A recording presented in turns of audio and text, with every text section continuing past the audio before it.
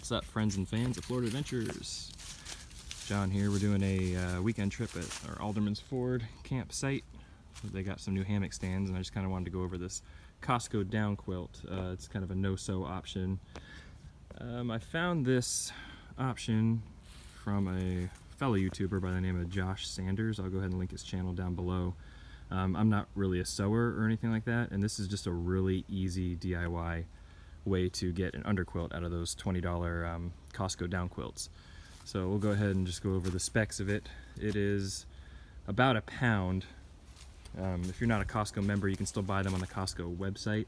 They sell them in a 2-pack for about 40 bucks, but then they charge you a non-member fee and shipping, which I believe it came out to about $50 after everything was said and done. So, but you get 2 of them. There's my underquilt and top quilt hanging down there for the purposes of this video.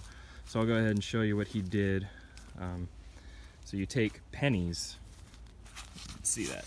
There's a penny underneath there. You just kind of stick the penny in the corner, and then you get yourself some shot cord. This is probably about, I'd say 3 or 4 feet of shot cord. I'm actually going to trim it down because I had a little excess. But you take your shot cord, you make a slip knot, and you tie it around the penny. It's kind of like the button method that you use for tarps, and you do that on all 4 corners. So I've got 1, 2, coming down the other side.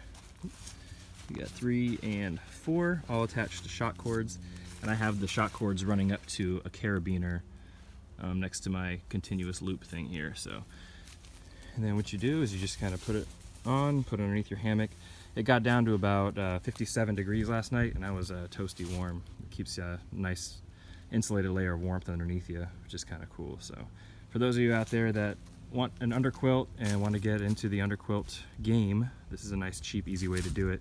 And for those of you that can't sew, I'm going to go into also when you tie it here, there's a little excess that kind of hangs down. So what Josh recommended was take a bunch under here, and you take another elastic band. I don't know if you can see it there.